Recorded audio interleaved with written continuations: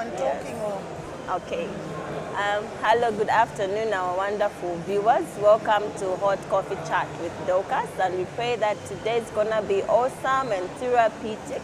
So we do hope that you had an awesome weekend. The week was also fruitful for you. The rains have now started. It's a bit chilly, but enjoy the coffee. So we still want to urge you to pass through Yenu Cafe and have a taste of their sweet, awesome coffee. It's really nice and rich. So just to thank the ladies for all that they've been doing in supporting the chart show, and it's been awesome. So today in our midst we have a wonderful, sweet soul. Do welcome to the show, Miss Andrea Malula, and good afternoon, ma'am. Good afternoon. How are you? I'm fine, Dorcas. How are you? I'm fine. I'm enjoying the coffee. So it's really being therapeutic.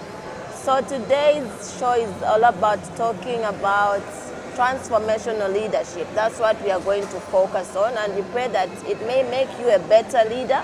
It will just make you improve on what you are lagging on behind and just become that better leader you are supposed to be. So before she takes us through what transformational leadership is all about, we would love to know who Miss Andrea is and what she does.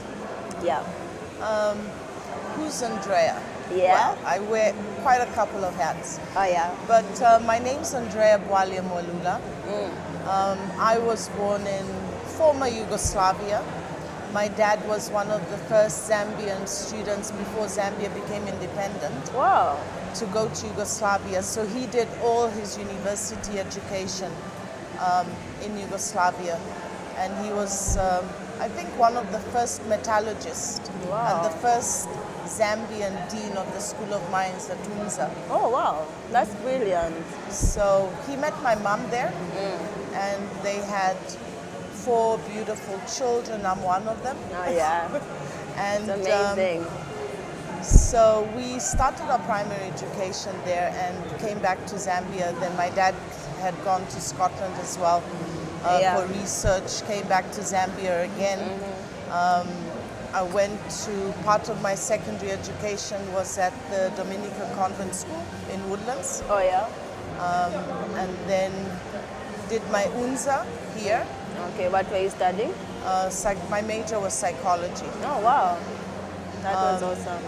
And then I lived in East Africa for quite a while, and that's where I decided to kind of go into education. That was not really my initial plan. You know how your initial plan never works out? Just never works, and then you need to get back on your feet and say, what do I do next? Yeah. I did my first certification in teaching was through UNISA, distance learning, and then I did my master's through the Buffalo State of New York University. So I have a master's in educational leadership. I've also worked in the educational sector for about 25 years. Yeah. Most of it abroad, Southeast Asia, Cambodia, the whole of East Africa, as a teacher, but also as an international baccalaureate primary years program coordinator, vice principal, and in my last posting, I was head of school in Tanzania, responsible for like 900 students. Wow. It was early years and primary, the Aga Khan primary and nursery school in Dar es Salaam. And then I decided I wanted to come back to Zambia to see how I could help revamp our Zambian educational system. So 5 years ago, I came back here really excited, and I wanted to see how I could work with the government, because so what happened to the excitement? Did it work out for you? What did you find exciting, and what broke your heart? You're so excited to come back home. You want to share your knowledge and your skills. The fact that I do consultancy for the International Baccalaureate Organization, and I also assess and evaluate schools. I train teachers and administrators, including government officials and leaders, because I do a lot of workshops on change management, transformational leadership. When I came back here, I soon realized it was all about who's who in the zoo, quotation marks. Oh, yeah. And I also realized how we are doing an injustice to our Zambian children. We are not preparing them to be successful in the future, And I am passionate about children. Children for me are number one. They are our future. They are our future, yeah. And what we do to them in the now impacts their future. Yes, it does. You know, it does. So we need to be really mindful and reflective in terms of, like you said, what we do, what we say, what we don't do as well. So with the negative experience that I had when coming back, which made me nearly go back abroad again, but my family convinced me to stay here. I decided that I'd start an NGO called Twende Education for All. Twende is a Bemba name? Yes, and I got it. I love KK. KK is one of my heroes, like Nelson Mandela. All the old African leaders, Nyerere, they touched your life Kwame in a different Nkrumah, all way. those, right? Yeah. So, and I always remember KK now, especially now in the kind of Zambia we live in today. Yeah. Because for me, that is not what our forefathers fought for independence. For us in 2020 to be in this situation. Yeah. So even when I was registering Twende, initially it was just like, I think it was education for all. Yeah. And then when I went to PACRA, they said, no, you can't just have education for all. There needs to be something in front. Yeah. And I thought, what about Tiende Pamosi? And then I thought, okay, let's call it Twende. Twende is Bantu, everybody knows what Twende means. Yeah. So that's how Twende. So Twende means walk. Okay. Together. Together. Okay. So, and that started 5 years ago. Wow. I developed an innovative project called Learning Never Stops. It's not been done anywhere in Africa. And this actually brings quality learning to the admitted children at the hospital. Now, UTH is the biggest government hospital in Zambia. I approached the administration of it was the pediatrics hospital at that time. Yeah. And they were very welcoming, very supportive. I did a whole proposal, talked to them about what my goal was and what it would entail. Yeah. And they gave me the first little learning center at the children's hospital. It was small, But it gave you meaning to what you desired for Zambia when you came back to Zambia. It gave me a purpose. Yes. Because, that's the thing, transformational leadership. You might be rejected by the people who you think will embrace you. Yeah. Okay? But don't give up. Yeah. Turn around and believe in yourself and believe in your dream, right? Yeah. So then, so I came back and I thought I could help and work with organizations, the government. That didn't work out. Okay, fine. Let me work with the people that need help and support the most. Yeah. Which was the vulnerable communities in Zambia. Yeah. And my focus was children and women. So the Learning Never Stop project at UTH started in January 2016. Wow. And right now we have 2 learning centers at UTH. One at the Children's Cancer Ward, which caters to about 60 cancer children. And the other one at the Children's Hospital, which caters to the short-term admitted children that come in. Wow. The learning centers are slightly different because with the cancer children, we can actually, we've developed an educational program that caters to each individual need of that child. According to their individual needs. Yes. Okay. And because it's the only cancer hospital in Zambia, children come from all over Zambia. Yeah. Some of them have never been to school. No. Some have been in school but have missed school so much. So, you are Meeting them at their level. Meeting them at their level, giving them that psychological support to say, Yes. we are here with you in your situation. We want you also to be like a normal child who is sitting Exactly. in school. Wow. Yeah, a sense of normalcy. Yes. You know, these are children who, innocent children, you know, I call them my little angels. And for me, every Zambian child has a right to quality education. It doesn't matter who you are or where you come from. Yeah. My question is always, we talk about our Zambian government schools. Yes. Going back to transformational leadership, our leaders are the ones that should be leading by example. Yeah. Why are you sending your kids abroad? To South Africa and America and UK, Yeah. to the expensive private schools in Zambia, if you think our government schools are so good and provide quality education. So it is right within us as Zambians to say, let's give this generation a better feel of education. That if people do not value your education whilst you're within your own country, how can they feel empowered to even go to other countries and serve? So we need to Yeah. change our mindsets. Like this coming 10 years can be transformational. I know transformation is not an easy place to be. It calls for a lot of bravery, boldness, and Yeah. coming to terms with yourself like, okay, I need the transformation. But now how you implement the transformation is how do they do it? First of all, you know, you need to think of, we are all leaders. Yes, You know, so we're- leadership starts from you as an individual, it Exactly. spreads into your home, into your community, into your nation and all that. Yeah, You are your own leader, yes. right? Yeah, So what kind of leader do you want to be? I just That's want to the be that question. exceptional leader who will impact other lives. Some people have not had the privileges that we've had, and I'd love them to experience better opportunities than I have had. Yeah. Seeing the best in everybody who comes in you. So you don't have to be almighty to give transformational leadership, is it? No, you don't. Yeah. And one thing you need to remember is that learning never stops. Learning never stops, yeah. You know, we learn every day. And as a leader, you need to be open-minded. You need to be open to be able to listen to others, Yeah. to other ideas. Or they might agree with you, they might not, you know. Yeah. So that's the open-mindedness. You need to be balanced in the sense of looking at the whole of you, right? Yeah.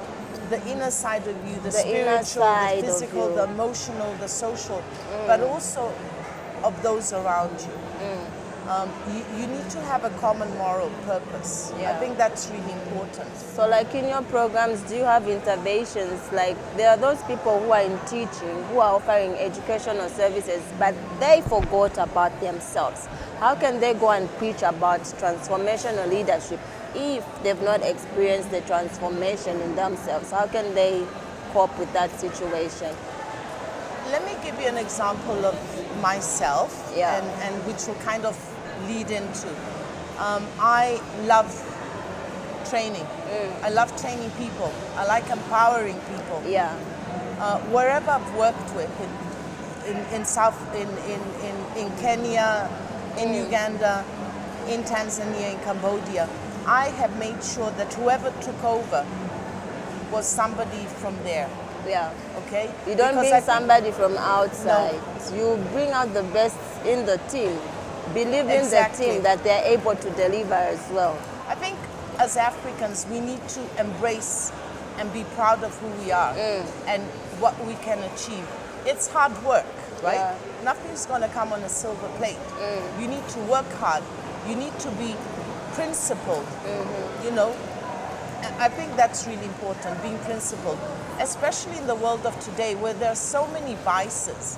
You know, you can walk and turn the corner and there'll be something shimmering with gold. Yeah. You need to follow the right path. My Yeah. mom and dad always taught us to be honest, to work hard. And sometimes, you know, like now when I think the people I've met and through my experience, I think maybe sometimes I'm too honest and people think you're arrogant and too blunt. Yeah. And it's like, oh, why can't you be a bit more diplomatic? And I'm like, why? Why? I like to say things as they are. I am not going to beat about the bush just trying because you want to. You don't have to suppress yourself. No. When you're getting that level of transformational leadership, it means you're able to express things, communicate effectively with one another, respect each one as they are. Humanity is all about loving one another. Exactly. So as you are getting exposure every day, pass on the information. But how would the people in the corporate world apply transformational leadership? You are doing a good work on the ground there, making the people in school are getting the right education.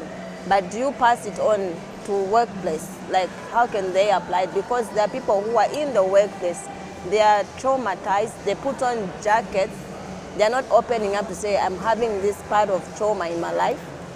And how can transformational leadership just help them become better leaders, even in the place of work, where you appreciate each employee as they are and bring out the best in each one of them? When I was head of school in Tanzania, Yeah. I had about 75 teachers and about 80 support staff and administrative staff. Yeah, You lead by example. yeah, Don't tell somebody that that's not swept properly. Go and do it and show them how to do you it. show, you make a Climb a trail. ladder. You know, I used to climb, I'd tell them, bring me a chair, and I'd climb a ladder and put displays up. And the support staff used to be so shocked because Yeah. they've never seen a head of school doing that. They're used to seeing a head of school in the office, behind the desk, looking strict and almighty, right? Yeah, And I'm the kind who would be in the classrooms saying to the teacher, can I come and do a lesson in your room? You know, Yeah. because I missed that interaction. And I had the students form a students council, made them have a voice, you know. And they would come into my office. And I remember once we had a meeting with the board chair and somebody else, and the students knocked and just opened the door and came into my office, and I'm like, hi, how can I help you? You know, Yeah. and the board chair's face was really serious. I mean, you know, he thought like, what are What- they doing what here? is this drama? Because you know we had this meeting planned, Yeah. and I'm like, come in, you know. So I'm like, so I said, oh, sorry, hang on, let me attend to my students. I'm like, how can I help you? yeah, And they were talking. Then the visitor was like, when the kids went, he says, I've never been in a school and saw a head of school do that. yeah, I love the fact that you stopped with us. yeah. That's what schools That's are for, right? showing a level of humility. But also, Thoughtfulness about our others. students, our children need to realize that they have a voice, that they are being appreciated, and we value their voice and input. We want to develop them. They will be our future leaders, Yeah, right? so creating that voice starts from within the home. If It mom does. and dad haven't dealt with any issues, they're jacketing. Children won't bring out the voices. When they step out to school, how can a teacher just say, bring out your voice according to your strength? So if the dynamics are not changed, there's still gonna be a challenge. We will have people graduating, but still not really Yeah. adapting to the environment. Yeah, Wow. And that's the sad part, because in our schools, us kids don't have a voice. No. The teacher stands in front of the classroom. Everything she says is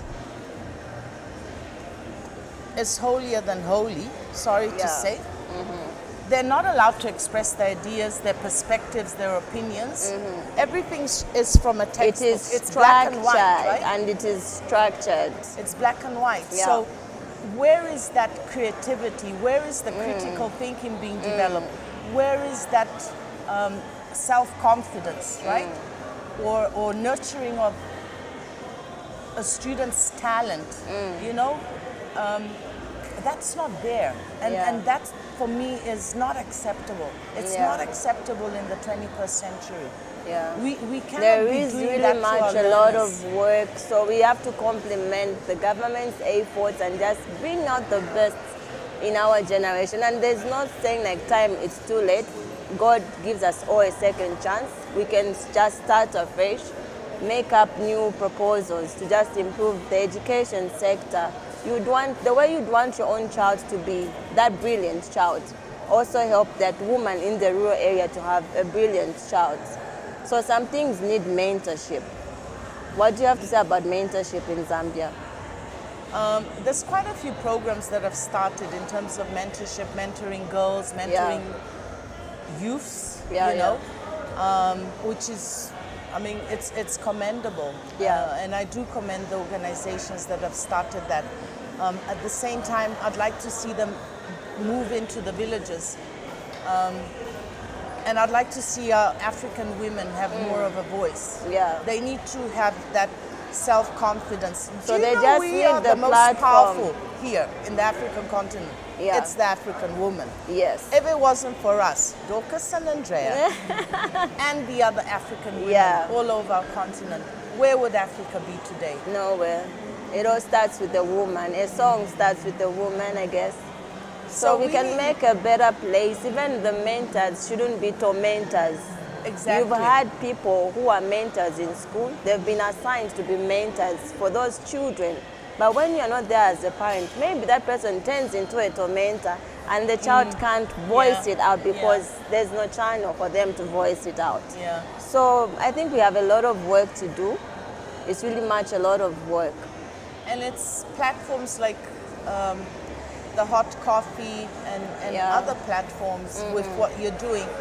We need to get the messages across. We need to get people's voices heard.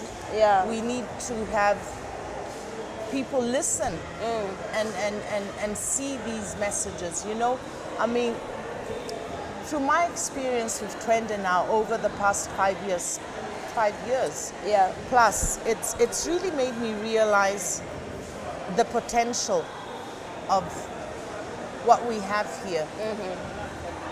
Not just in terms of our natural resources, but in terms of who we are as a nation, right?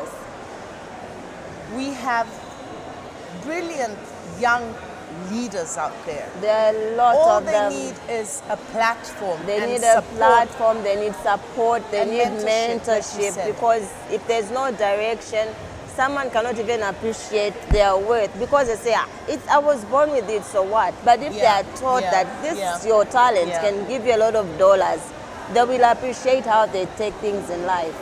So it's really amazing. Let me give you an example. One of our cancer students, Kondwani, I found him when we started Twende, right? 5 years ago. We've supported him, we've mentored him, I've been his guardian because he comes from Isoka. But he finished his grade 12 last year at David Kaunda. Oh, it's a good school. And passed with distinction. Wow. Now here's this young lad who would be coming for treatment, chemotherapy, go back, the issue is also of going through the chemotherapy and also attending to school. We really need to give those people very massive support. It's not easy to have a chronic illness and still be able to learn effectively. So I love what your program is doing, that you are there for them right within their wards. It's really amazing how you can transform somebody's life. Like for a child to be seated, when the friends are learning, you feel like you are so behind. So when they even get out of hospital, they have the assurance that they'll be like any other normal child. So it's really a wonderful work that you are doing. Thank you. He's been accepted at UNZA. He wants to become a medical doctor, an oncologist, a cancer doctor, because he wants to help children like him. That is an inspirational story. It's a true story. So he's a role model, not only for the little people or the youth, but for the adults as well. If he can do it, who are we not to do it? So for me, it is, people just need support. They need somebody that will be there for them and believe in them. So it's not even all about the money. Sometimes just show people love. You are there for them. Even in their pain, you show them that I understand what you're going through. I may not be in a similar situation you're going through, but I am relating to what you are going through. Maybe because a relative could have been in a similar situation, but we can fight all this together. It's really amazing. Yeah, you're right. It's not all about money. You know, you can You can do wonders without money. Yeah. Sometimes people just need somebody to be able to talk to have a shoulder to cry on. Yeah. You know, to express their fears. And sometimes they need a person to push them in the right direction. You are making a difference in somebody's lives. Make the difference. So we are going through the Thanksgiving season. People are cooking all their turkeys, their rice, their beef. But how about taking some books for reading to Andrea? Say, when you go to Mpika, take these books, it's my Thanksgiving, so that also those children can also experience some love. You don't always have to cook food to show love. Sometimes food is food for the mind. If you take a book to a child in Mpika right now, it will sustain them for the next 5 years. Their food may only maybe go through a month and they go back to where they were. But the more the children are exposed to reading, it just makes them better people. So Andrea, it's been awesome. Could you just, in 1 minute, just encourage the viewers as we are closing the show? This is for everybody out there. Yeah. My goal, my dream has always been to try and see how I can help in a small little way. The less fortunate, and see how I can make a difference in their lives. Yeah. And I have managed over the past years to really see a positive impact on the 120 plus children at the hospital, sponsoring with the children in the villages, with our women empowerment groups. Yeah. People ask me, where do I get my funding from? I don't get funded, unfortunately. I wish I could, yes. Yeah. But I had to go back to work full-time in order to support what I'm doing. Wow. I have faith, and I think the faith that my family has instilled in me has pushed me and continues pushing me to do what I'm doing. Wow. But when I see the smiles of the children, when you go into the learning centers and the cancer children with the cannulas in their arms or in their feet, too weak to even walk, but they want to come into the center because they feel, like you said, a sense of normalcy. Yeah. You know, it gives them that platform where they can belong. Be children, you know, exactly, normal where children. they belong. Yeah. For me, that's... And it also helps with the healing process. When you have certain strategies around you, even the healing becomes so amazing. Yeah, right. So I would encourage everybody out there to, you are a leader, so you need to think and reflect, what kind of a leader do you want to be? Yeah. What kind of a role model do you want to be? What kind of a mentor do you want to be? Yeah. Because you don't have to be in power to say that I'm a leader. No. Because each and everyone is a leader here. Yeah. And for the African women out there, let's be proud to be African. And let's make sure that we leave a legacy. Shine. We leave a positive legacy for our children in Zambia and the whole of Africa. Ubuntu, that Ubuntu spirit. Ubuntu should continue. So thank you so much, Andrea, for being a wonderful guest. I've had awesome time with you. So have I. See you in the next edition, and continue practicing transformational leadership right from within at home and become a better person when you go out there. So see you next Thursday. Bye-bye. Bye.